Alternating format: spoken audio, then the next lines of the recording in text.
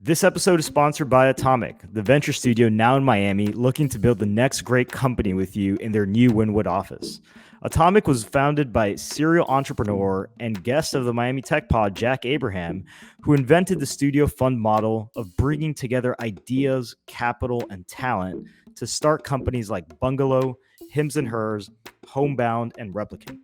Atomic recently co-founded OpenStore here in Miami with legendary founder, investor, tech executive Keith Raboy, and has a new $270 million fund exclusively for building companies.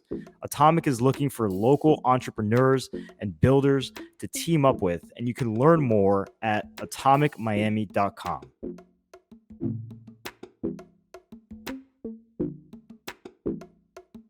Hey everyone, welcome to episode 43 of the Miami Tech Pod. I'm Cesar. I'm joined by Brian and Maria this week, and our very special guest, Steven Galanis, the CEO and founder of Cameo. What's up, man? Welcome to Miami Tech Pod. Thanks for having me. It's great to be back. Absolutely. This is really exciting. We haven't done a lot of these in-person podcasts, but before we start, we have some exciting news. Some people probably, because this is airing a little bit later, saw this on Twitter, but Maria, you have a nice little promotion, right? You're now the VP of Platform and Community at Florida Funders. Congrats. Congratulations. Thank you guys so much. I'm really excited for the new opportunity, and yeah. And what does this mean? What's the new role looking like over there now? So the focus is really supporting our portfolio companies post-investment. So how can I add value? How can we as a fund, and how can we leverage our network to support our founders, help them raise that next round of funding, help them find the talent that they need, potential customers, you name it. Very cool. I think what this means is Maria's going to be traveling all around downtown Miami on a bird scooter, just writing checks left and right to every startup she comes across, right? Dropping checks in every corner. I don't know about all that. She's got term sheets, people. She's got term sheets. Awesome. All right, Steven. Tell us a story. We're super intrigued. We're excited about this episode. But why don't we start with your journey into entrepreneurship, and then we'll get into Cameo right after that. Sure. Well, I think it starts, of course, with your family and just like the community here. Like so many of the entrepreneurs that I meet in Miami are immigrants, or they're the children of immigrants. I'm from a Greek community in Chicago, so very strong community, just like the Cuban community here. On my mom's side, my grandparents came over in the 1890s. Actually, they came from Alexandria, Egypt. Ended up in St. Louis, Missouri, to go help build the 1890 World's Fair in St. Louis. Wow. And then, interesting enough, they ended up setting up shop there and starting a soda pop manufacturing company, like an early Coca-Cola competitor, and a grocery store, a produce store, and were doing really well until the Great Depression. They ended up getting wiped out. My grandfather, long story short, ended up growing up without his dad, who died really early. And right after World War II, he became a professional photographer, and a studio called Furla Studios that my grandfather started is the oldest running photography studio in Chicago to this day. Wow. So I grew up, every night around the dinner table watching entrepreneurs. This is a family business. My mom ran it until I was a kid. My uncle runs it today. And just learning about, entrepreneurships and the highs and lows. And I think that's so important. And, it's really pretty fundamental to, I think, like, the path that I would choose to take in life. I think anyone that's known me my whole life, if you were to talk to my kindergarten teachers, my nickname since then has been the mayor. I've always been that person that brings people together, and I don't think anybody's surprised that I would end up going down the entrepreneurial path. But like so many people probably watching this podcast or having started their own business, it took me a long time to get there, frankly. I got my first taste of entrepreneurship in college. While I was at Duke, a guy who I consider like a big brother to me, Zach Maritas, was a senior when I was a freshman, and we grew up in the same Greek community in Chicago. And we were both at Duke together, and we started a business in the early days of Facebook called Spartan Entertainment, because both of our families are from Sparta, Greece, so we're actually like real Spartans. And this is back when Facebook was still college students only, so you needed the .edu address to get in. It was still a closed network. And he was a senior, I was a freshman. We basically aggregated the entire school's social life community and started throwing independent events that we would take over the biggest bar on campus called Shooters. And on Wednesday night, we started throwing Wednesday night beer pong, and that became like a sensation on campus. In fact, I still say it's my greatest legacy to Duke today, because that's like the night that everybody goes out.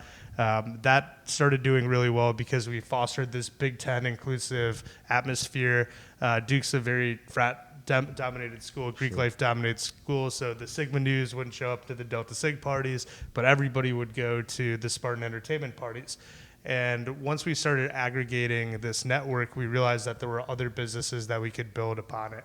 So we ended up having a hot dog stand, a t-shirt printing business, we had a college mover business. And this was the first time I realized that if you started aggregating people and showing them a lot of value, you could start selling them other things, and then they start trusting you. So that was really my first experience in building brands. Right after that, I ended up, after graduation, I was planning to just go back to school and keep running the business because I was making really good money. It was a lot of fun. We were throwing 17 events a week. We had DJs, like That's the life. anything you could imagine we were doing. It was literally like Van Wilder, except I did graduate college. And I have to say that I came home for the summer after graduation, and my mom basically like bribed me but to not go back. And if you're from Chicago, the dream job that you have as a kid is to be a trader. The options pits in Chicago and the futures pits in Chicago, that is like the king industry in Chicago. And my mom knew I was always really interested in that. And she had a friend show up at a barbecue, it was a Memorial Day barbecue, and he offered me a job on the floor to come clerk for him for the summer. And the second I got down there, I was hooked. Like, I knew right away that that's what I wanted to do. But interestingly, my first day as a 21-year-old walking on the floor of the Chicago Board of Trade, I was struck by how there were literally craters in the floor. So what do I mean by that? There used to be 40,000 pit traders in Chicago, but technology had been disrupting it. And at the time, there were only about 2,000 pit traders left. So I had the weirdest thought as a 21-year-old, and I said, I want to be the last great options trader in Chicago. Right, and that's such a weird thing. I mean, think about all the entrepreneurs that you know or you work with. Yeah. Nobody says, like, I want to build the last great tech company, except maybe Mark Zuckerberg, pivoting to Meta yesterday. But that, to me, was such a weird dream. And every time when I was talking to the older guys that were in the pit, they were like, you missed the good stuff. You should have been here in the 80s. You should have been here in the 90s. You missed 01. You missed the flash crash. Yeah. It was all about what had happened. And, fast forward 4 years when I ended up going to LinkedIn and getting into tech for the first time, and it was completely different. Everything was about what we can build, the vision, the mission, and I was so inspired by that. And, it really was at LinkedIn that I had my formative professional experience that started with my very first day at work. There's a guy named Mike Gamson who, I'll come full circle on the story in a second, but Mike Gamson was the global head of sales at LinkedIn. And the very first day, the new hire class of 2015 got into the auditorium at LinkedIn, and they're beaming 36 offices around the world. He gets on stage and he goes, "Welcome to LinkedIn. None of you will have the job we just hired you for 2 years from now. We know that. We support that. And literally at LinkedIn, we have the profile data to prove that that's true. Your job in the next 2 years is to figure out what's your dream job and understand what skills you need to get that next job. Our job as a company is to help you get those skills to prepare you for what you want to do next. And all we ask is that when you're ready to go leave to do the next thing internally or externally, all you do is you hire someone better than yourself to replace you." And then post it on LinkedIn. That was such a mind-blowing thing. And the reason I'm saying this comes full circle, it's amazing.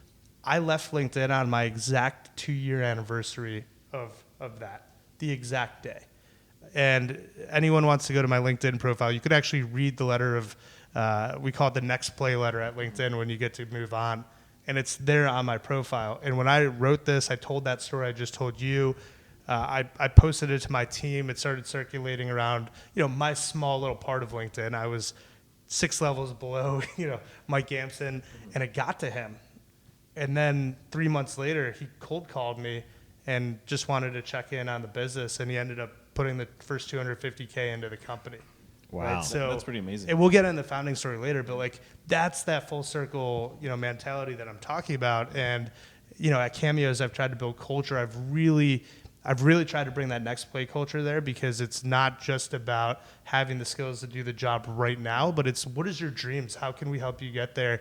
And if you're not working towards your dreams, as I found myself not working towards my dreams for about 10 years before I really had the right idea to go pursue, that can be a really painful time, and you can feel really stuck, especially if you're a natural born entrepreneur.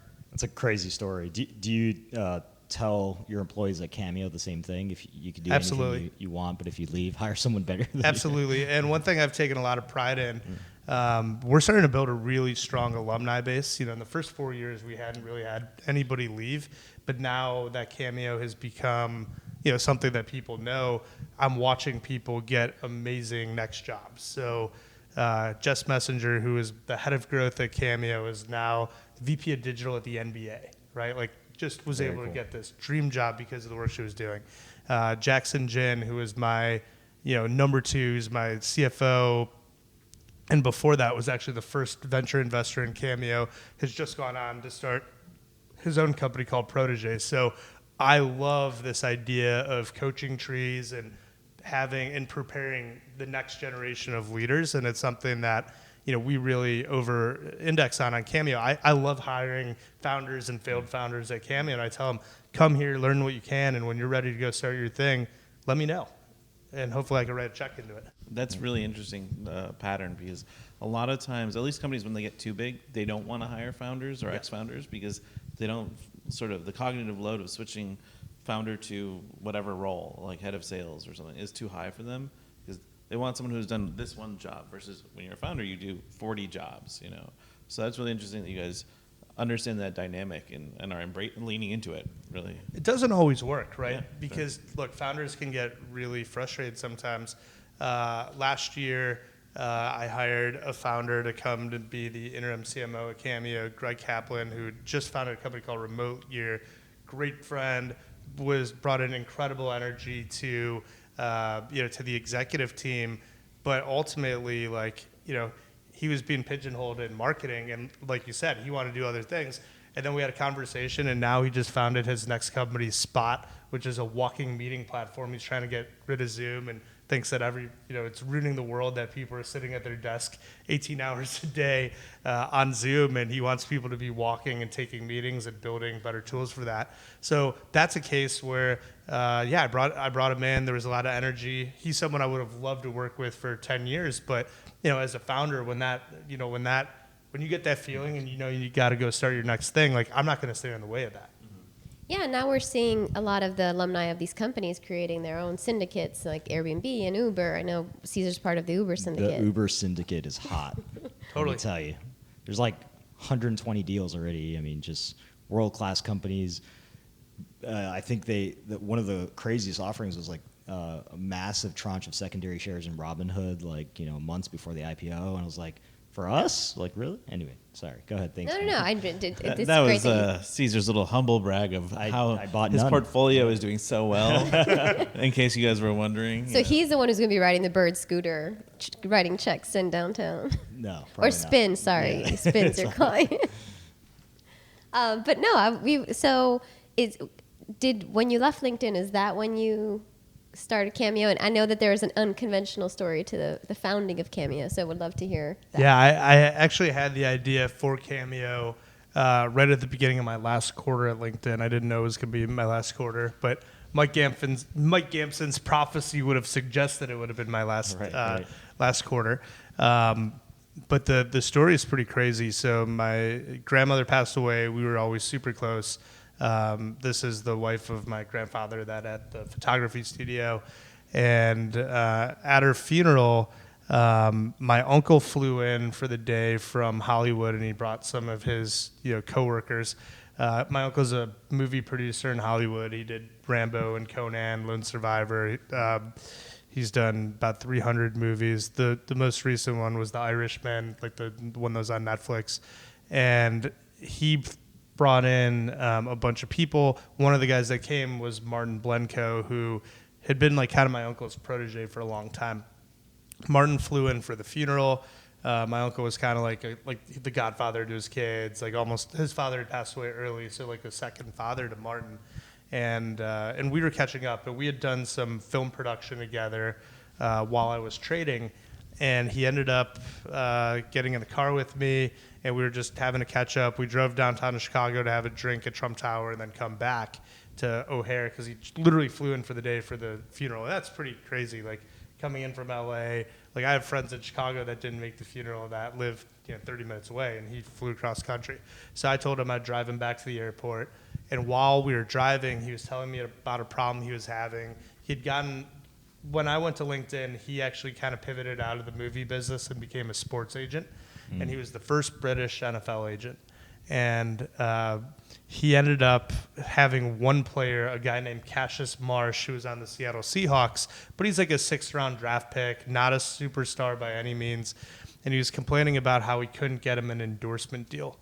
And he said he's so big, he's got a great personality. This guy could be like the next Rock or the next Jason Momoa, but I just need to like get anybody to do something with him. And I'd never heard of him. And he pulled out his phone and he showed me a video just to demonstrate how charismatic he was. In the video, Cassius is driving in his car. He's all tatted up, and he's literally driving and recording this video, and he's wishing this kid. Wishing this guy congratulations on becoming a father for the first time. Wow. And he goes, "Hey, Brandon, it's Cassius Marsh from the Seahawks. Heard about your son, Maverick. If he gets your athletic ability, he'll be playing for the Seahawks one day. Go Hawks." And I see this video, and he's showing it to me, and he's showing it to me like on a totally different thing. Yeah. And immediately I'm like, wait, we need to sell those. Yeah, like we need to, and like it just clicked. I had that eureka moment I've been waiting 10 years for. And it was so clear to me that this was the new autograph. And I drove him to the airport. I dropped him off at O'Hare. The second he got through security, I called him and I said, "I'm coming to LA tomorrow." Got on a plane. We spent the day drinking margaritas at Soho House in West Hollywood, and it's funny, we were just back there for dinner the other night, and I still know where the table was we were talking about. Because those moments, especially those early founding moments, they just get ingrained in you. And we went and we talked about this marketplace for people's time where for X amount of money, you as a fan could pay to do Y activity with Z athlete. We thought it was just going to be athletes at first. And neither of us are technical, right? And that's part of the reason, I'd had a lot of ideas, but I can't code. I'm not a product person. I'm a sales marketing guy. So for me and Martin, who are both like that, we were really in trouble. We might have had a $1 billion idea, but we couldn't build it.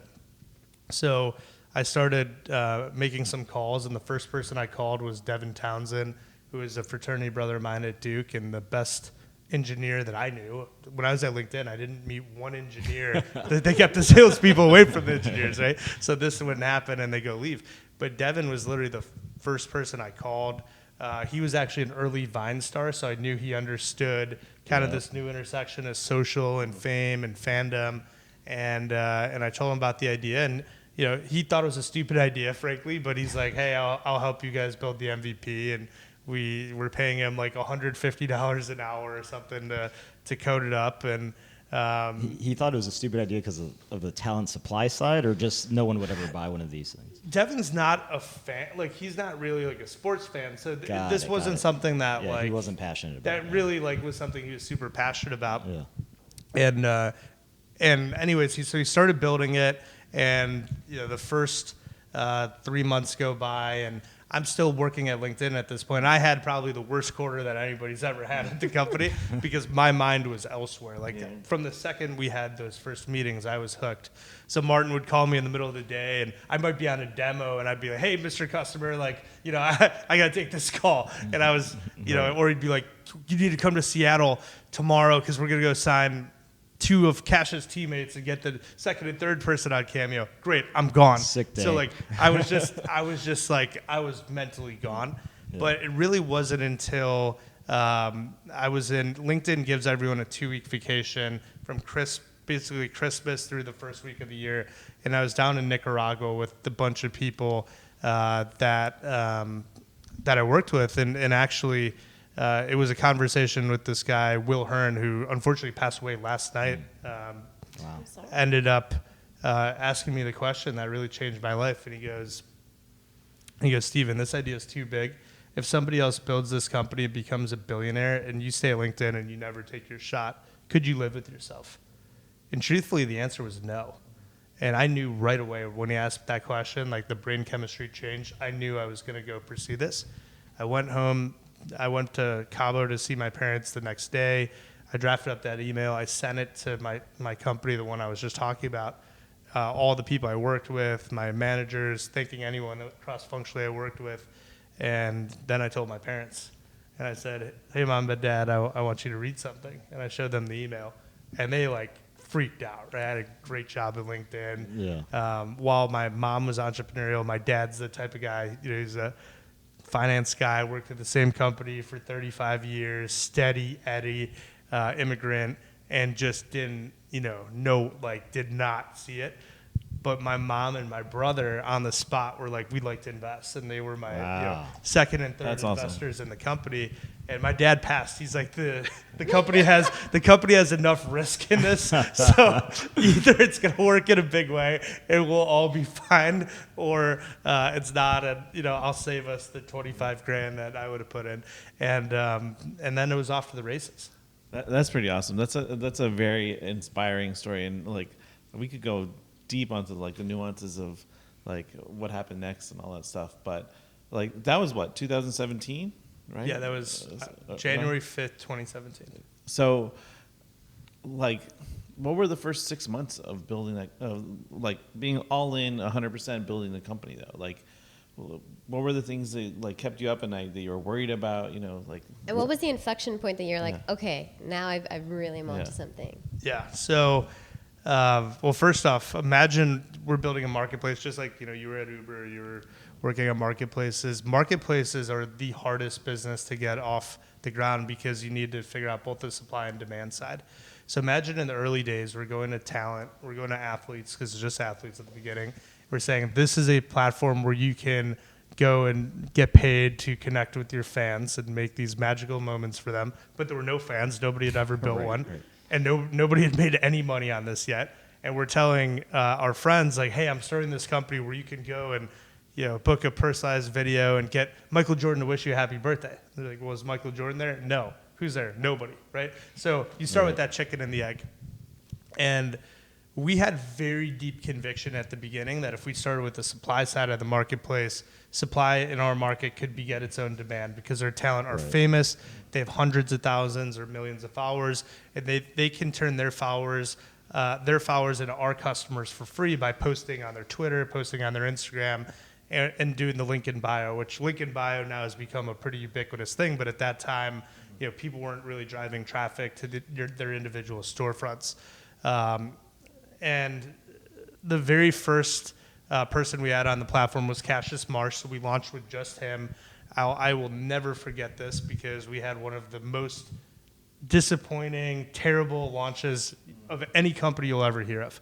So we'd been building this thing for a while, and today when you go to Cameo, there's literally millions of videos you can watch and 50,000 talent, and there's just like a lot to do. But imagine V1 at Cameo was just like a Google form. Like, what do you want? There's no demo videos. There's no other talent. It was one person, and it's like, what do you want them to say? Put your credit card in, and that's it. And we always had this idea that like when we built it to launch, all we needed was Cassius to tweet this to his 70,000 people, and then those people would come to the site, and like it would just start going. So I'll never forget. It was a Tuesday night. I was in Scottsdale, Arizona, trying to get the second person on Cameo, and I was having dinner with them, and it was our launch night. And at 8:30 at night, Devin, Pacific time, Devin, Martin, and Cassius were in Devin's apartment in Venice Beach, and they decide to give Cassius this link, bookcameo.com/cash, send a tweet out, and take that video that was the first one that gave us the idea and say, hey, for $20, I'll make a video like this for you. So we've got the Google Analytics open. There's a dot in Venice Beach, California. There's a dot in Scottsdale. I'm on, boys are on. He sends the tweet, and we're watching Google, and we're waiting for this map to just explode, and it's crickets. Nobody shows up. And not only does nobody show up, but people were going on the Twitter, and they were talking shit to him and trolling him. Cassius, you make $1 million a year. Yeah. How much is this company paying you? You're Yeah, really yeah. selling yourself out for $20. What, you're such an asshole. Like, it was like, you know, they were going after him hard. Cassius was upset. He had just given us 25 grand, and now, you know, people are trolling him, and he storms out. Martin is freaking out because that's his only player, right? Yeah, his yeah, whole yeah. livelihood That's is right. tied to this one guy, and now he's like, oh my God, I just embarrassed my client publicly and lost him 25 grand. So he runs out, and Devin and I are on the phone. We're watching, and we're like, well, maybe Google's not working. And I'll never forget, I signed off the site, and the dot in Scottsdale disappeared, and then I signed back on, and the dot came back. So it's like, nope, it is not that Google wasn't working. Literally, nobody came. And then all of a sudden, a dot pops up in Renton, Washington, and it's right outside Seattle. And immediately, like, elbows on the table, Devin and I are on speakerphone, and at this point, Jason Kipnis, who's the athlete I was trying to get on, he's even interested in watching this too. So he, you know, we're sitting at dinner at a steakhouse and like watching this dot on Google Analytics just do nothing, and there's nothing to do on the site. So we're like, what are they doing? Are they going to buy? Are they going to buy? And then it must have been 30 seconds, but it felt like 4 hours. The dot disappeared, and like, again, we're just so dejected. It's like, nobody's gonna buy. Maybe I should have sold one before I left. You know, like, Dad, I'm 3 months into the, you know, no salary and grinding and everything, and all of a sudden I get a DM on Twitter, and this guy goes, "Hey, my daughter's favorite player in the world is Cassius Marsh, and it's her birthday on Thursday. I'm trying to buy, but your credit card processor's not working." So I'm just like, "Give me the script. I'll figure it out, and you know, don't even worry about paying for it." Blah, blah. I get the script. I text Barton. He's like, Cash isn't talking to me. We're not going to get to him. We missed the birthday by 4 days because Cash is so mad, won't talk to us. He ends up making the video, and as charismatic as he was in the one that gave us the idea, it was the opposite. Hey, Lucy, thanks for being a fan. Sorry I missed your birthday. Oh, man. It was so bad I didn't even want to send it to the dad. But something told me, send it, and I was actually here in Miami for the Miami Open. This would have been 2017 Miami Open. So I was staying with my buddy Isaac in Brickell because I knew somebody in tennis, and I was trying to get some tennis players on. And we go to the Open. I come back a couple hours later, and there's a notification on my Twitter, and I open it, and I see this video. And the dad filmed his daughter watching the video, and this girl is wearing a Seattle Seahawks jersey, and half her hair is green and half her hair is blue. And the dad goes, "Hey, I got something to show you." And he plays the message, and Cassius wishes this girl a happy 16th birthday, apologizes for missing it, and the girl starts crying. She was so happy. Wow.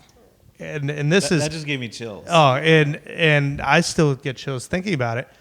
And at the very end, she's literally crying, and she goes, "Oh my God, how did you do that?" And he goes, "Daddy's awesome, that's how." And like, if I made a Super Bowl commercial, it literally wouldn't have been better than that. Yeah. So immediately now I have this thing, and again, we had sold one that we didn't even sell, right? Like, we didn't make any money on that, but now I had this reaction. And then when I was going to other athletes, it totally changed the game, because now it's not like, do you want to make money, and nobody's made money. It's like, don't you want people to feel like this? And once they saw that, they were like, yes. We started going to, Martin was an athlete at USC. Devin and I went to Duke. We started using our friends and connections that we had and started building the platform up. But we launched with one person. There was no demand for him. So, advice to founders out there, like, when you have your idea, just just go for it, and don't be embarrassed to launch too early, and you can recover from a catastrophic launch event as we did. But that's a great insight. It's more about like the gift giver and like the feeling that they get. So that's incredible. I mean, I absolutely did it for myself when I gave my wife a cameo of one of the Hamilton stars.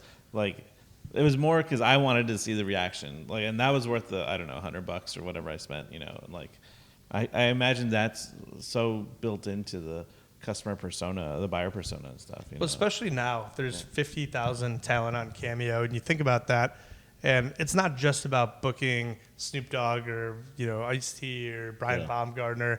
You know, it's really about knowing the person you're getting the cameo for so well that it's like, oh, we had this show, and here's that bit character from them. Because in many ways, your selection of who you're booking shows the person you love how well you know them. Right. So that's pretty cool.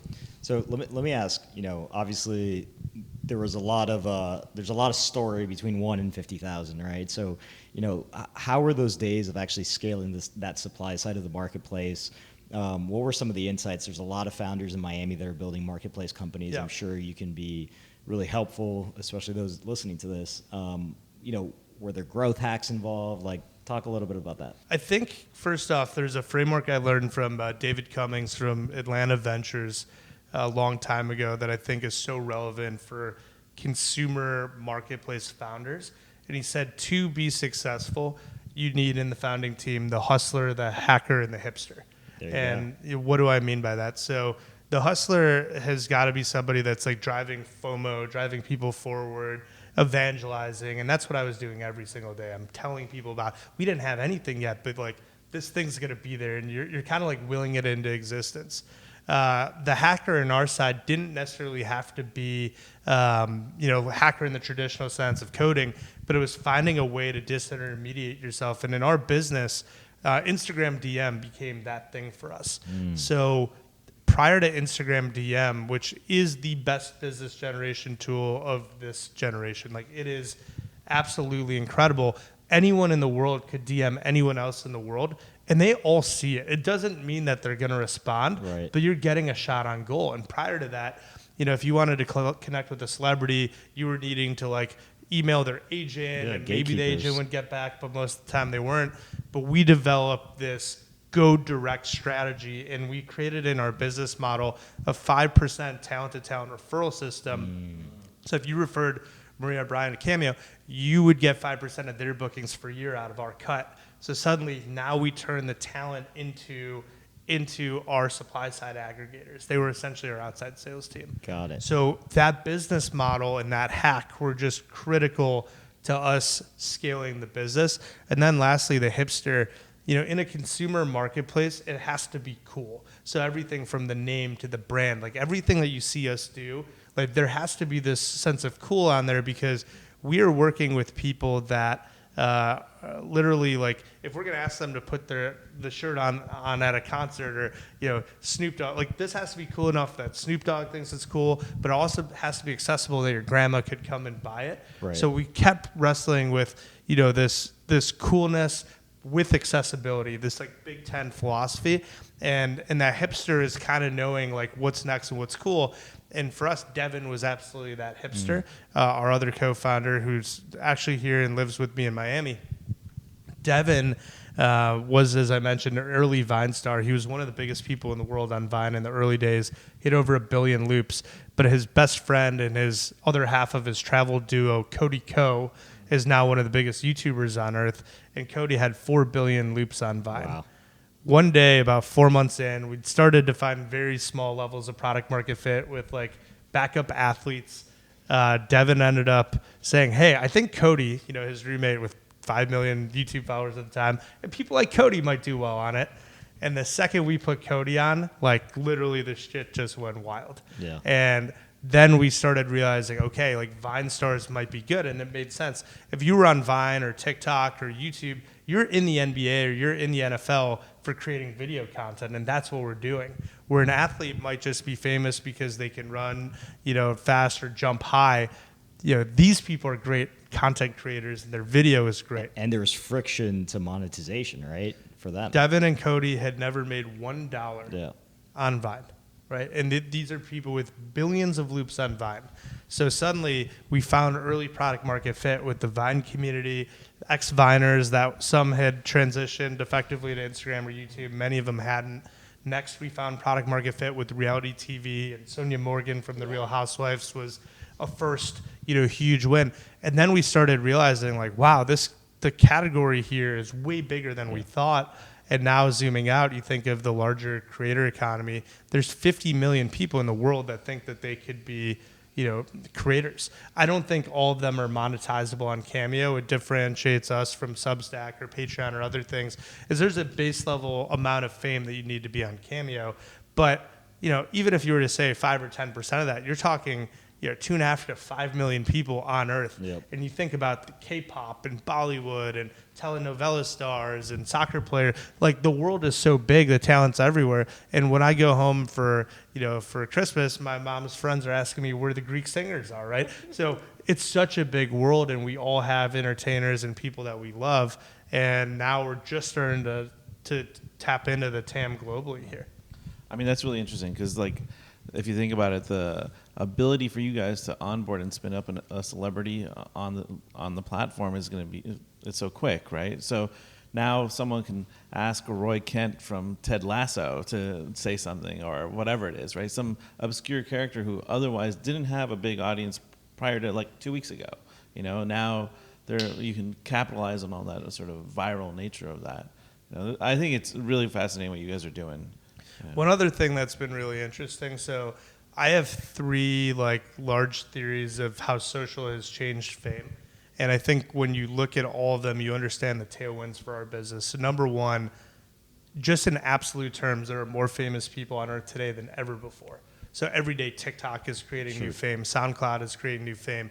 Netflix is creating new fame every single day.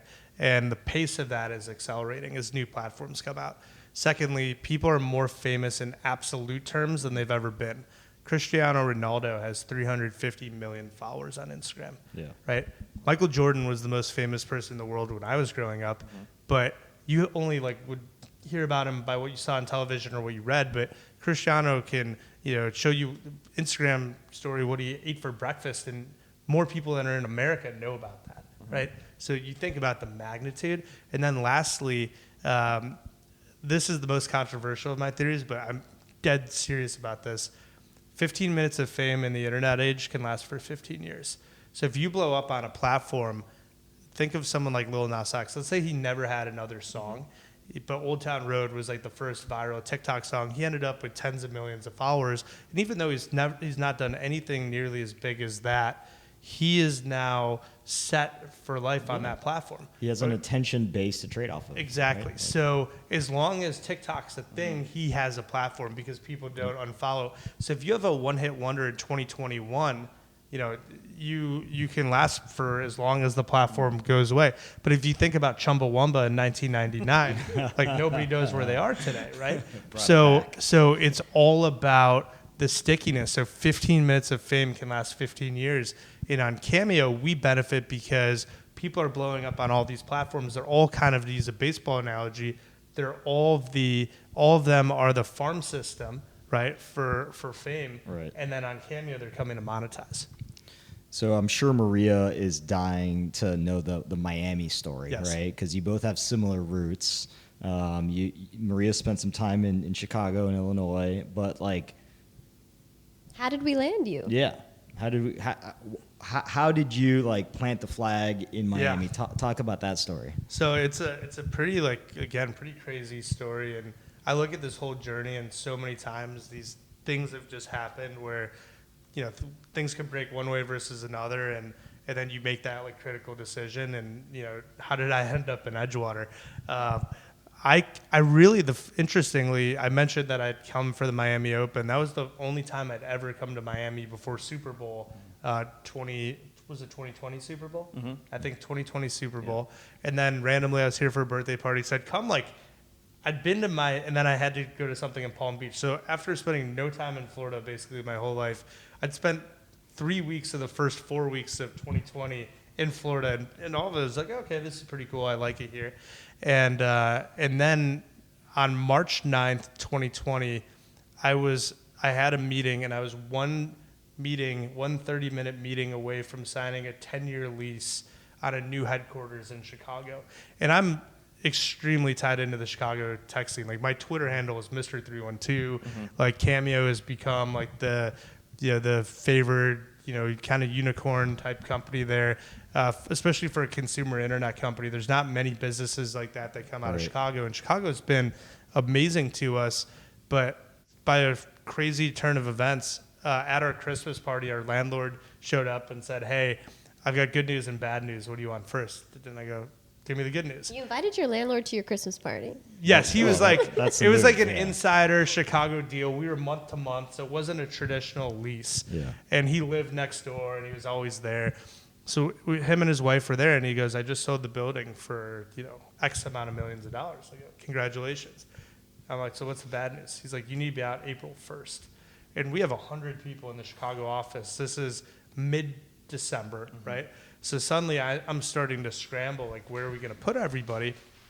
And it turns out that the developer that had bought the building was building another tower kind of close, and we started negotiating with him. And basically they're like, "We will build out this whole spec for you, like this, unbelievable new headquarters, and we'll let you stay in this place until that's done." So we were negotiating. We were literally like, they came over that day to pick out wallpaper and like furniture. Like, they had started building it already. And then like I was watching everything that was going on, and I just had that gut feeling. And I'd been traveling to San Francisco, and I remember in January I'm in San Francisco, and I go to Andreessen Horowitz, and I was the first entrepreneur to go there the day they put that sign up, "No handshakes." That was like pretty like viral meme on Twitter. In fact, I took the picture, and it was my picture that was the one that got picked up and was out there. So I started just looking at all these patterns and talking to other entrepreneurs around, and I'm like, this is not going to be a 2-week thing like everybody thinks.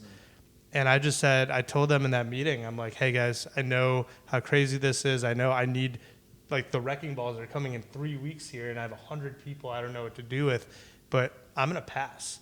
That night, Rudy Gobert got sick. The NBA shut down. Tom Hanks got sick. Yeah.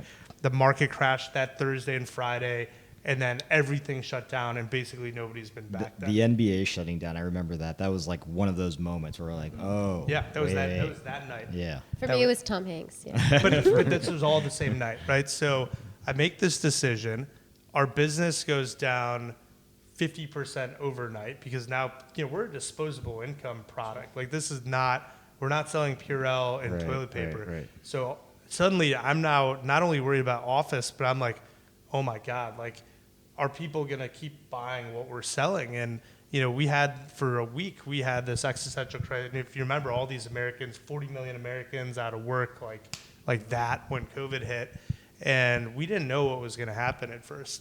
So I basically, and kind of funny story, I ended up, my condo in Chicago was under construction, and it just finished. So I was basically homeless in Chicago. So I moved into my girlfriend and now fiance's 600 square foot convertible apartment. It wasn't even a 1-bedroom. So she's working out of the bathroom. I'm working out of the kitchen because we're both on Zoom all day. And my good friend Michael Farrow heard about this, and he's like, "Dude, you need to come down to Florida." So I got on this plane, peak COVID. I ended up in Palm Beach, spent a month in Palm Beach there. And again, now we're a quarter into the year, and I've been here most of that time. And I really started to dig the vibes in Miami. And then we decided, me, Michael, and a couple other Chicago entrepreneurs decided, hey, we should all come down here. And a big group of us came down. And now, interestingly, it's very quiet, but 7 of the 10 best tech entrepreneurs in Chicago under 40 have quietly moved to Miami.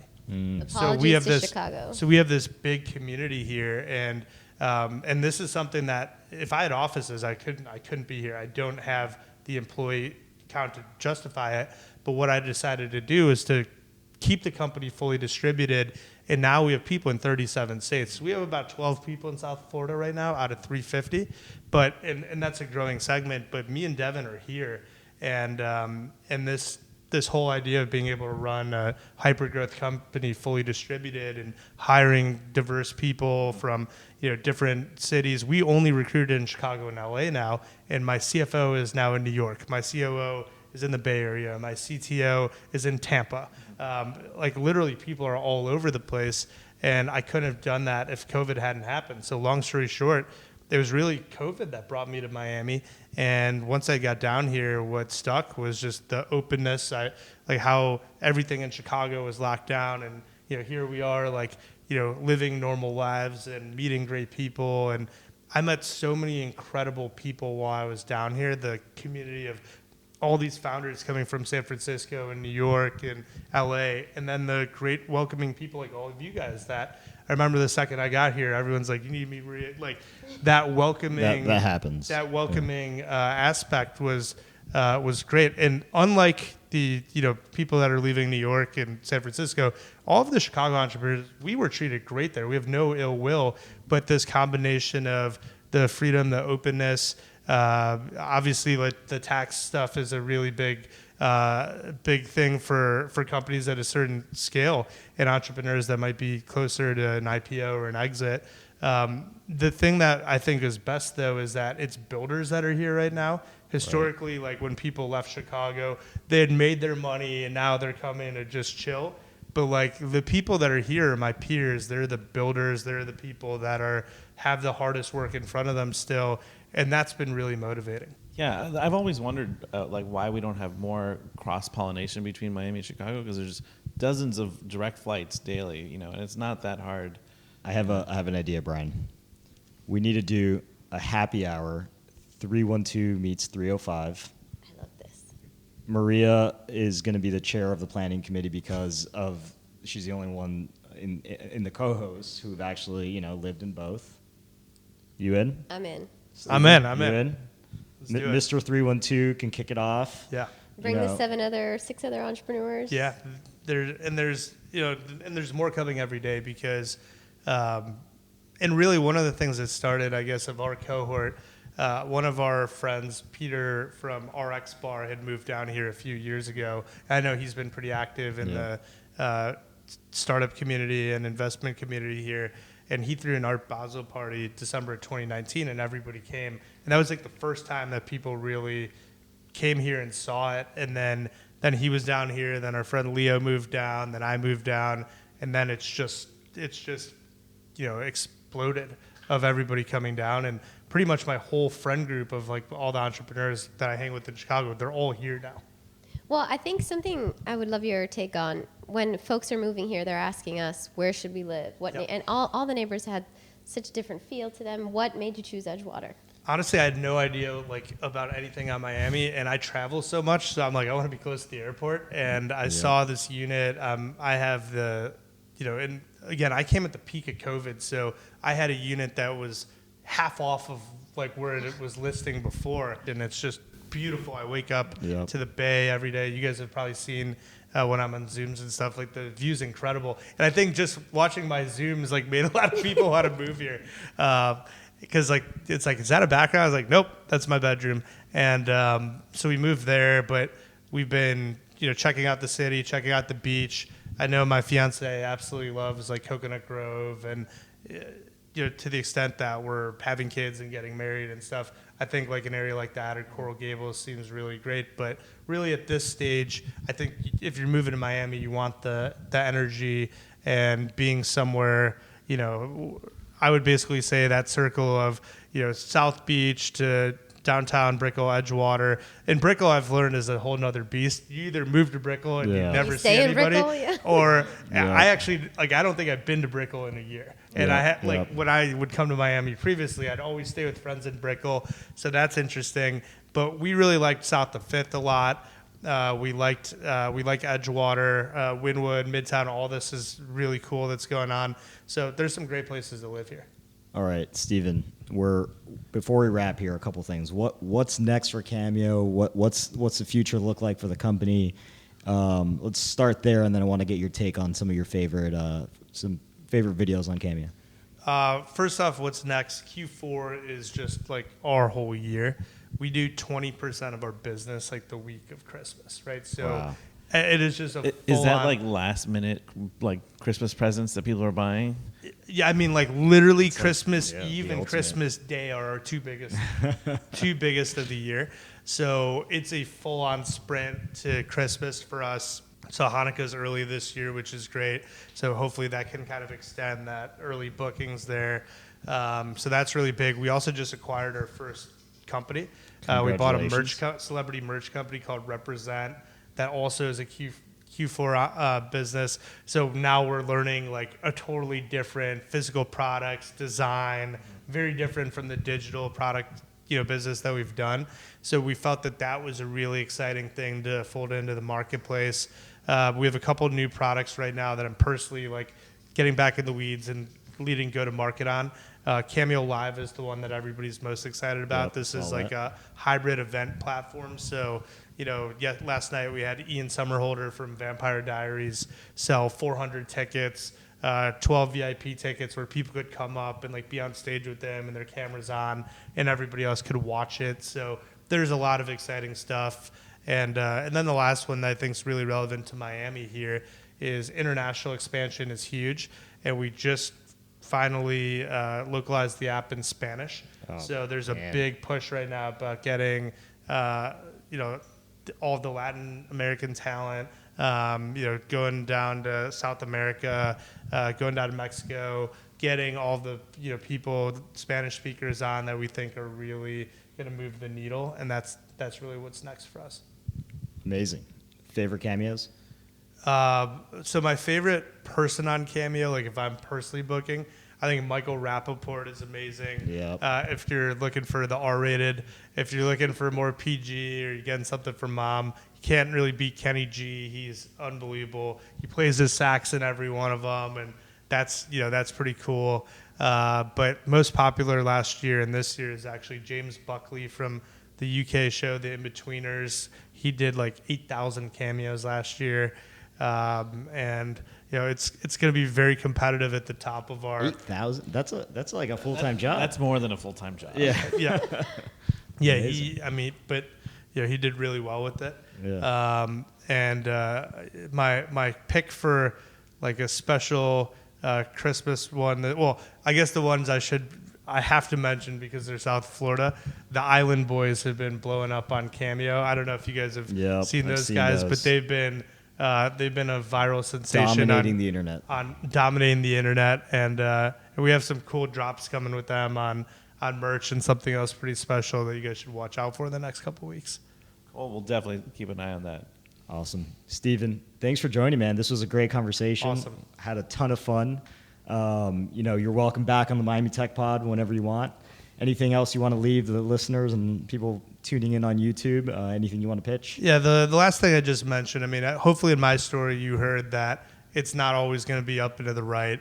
You might totally screw up your launch. It might take you 10 years to have your big idea, but the upside of going for it and not having the regrets and not always thinking about what could have been, the upside is just way more than 5x the downside. So if you have the idea, you should always take your shot. Awesome. Thanks, man. This was really fun. Thanks, everyone, for tuning in to episode 43. We will be with you next week with an exciting episode, and have a good week, everyone. Take care.